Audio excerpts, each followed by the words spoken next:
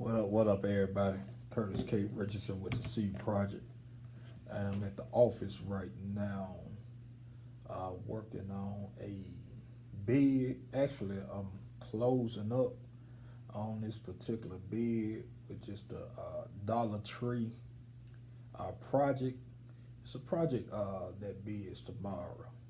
It's in Birmingham, Alabama, and I'm putting my closing remarks on it right now at the moment. This particular process, this phase of the process is I'm getting a bill of material list to send it to my suppliers so they can get me a quote on their particular part of this project, which is the material.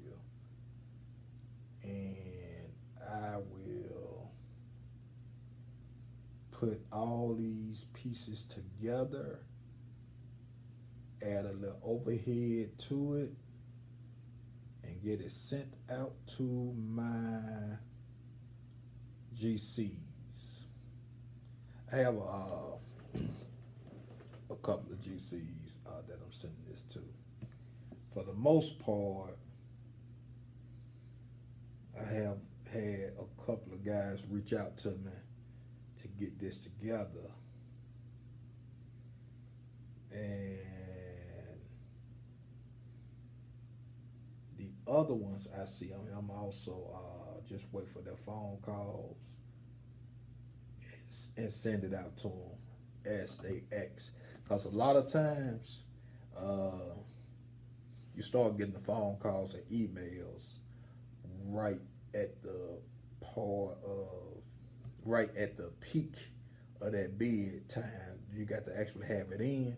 So a lot of times the guys they reached out to other ECs and other contractors, and they haven't either responded or they dropped the ball. They didn't come through.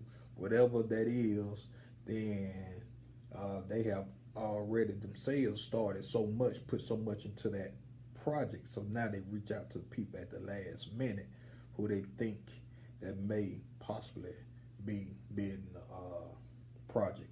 Now I have different strategies how I attain their businesses. Of course, I'm not gonna let you know that, but it worked pretty well in the last decade.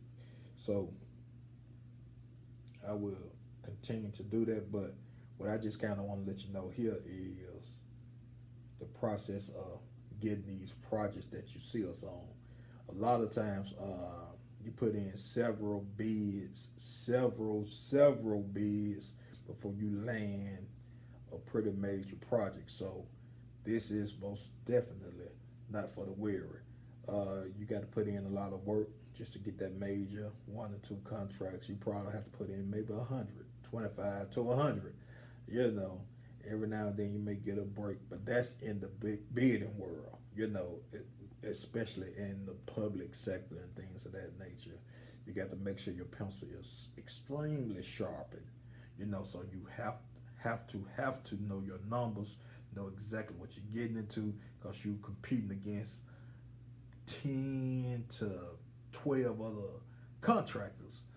So and if you try to get the project, because that's the ultimate goal is to get the project, but you don't want to leave some on the table that shouldn't been left on the table. A lot of times we like to use that slogan, I don't want to leave no money on the table. But sometimes that money is part of the profit margin that you leave on the table, which is okay. But when you leave your working operation budget, your working capital on the table, you're in trouble.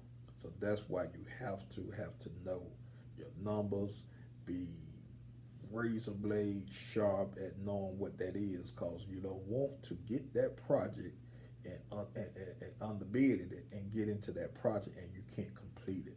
That's where a lot of small businesses get a bad rap. They go in and they say, well, they didn't do what they said they was going to do and all these different things. But that's the science behind the madness. So hey, hope this video helps some of you guys out that's actually in this particular world, in this industry. And don't forget to like my Facebook page, the C Project, and also the YouTube page. And also, guys, go out and purchase my book.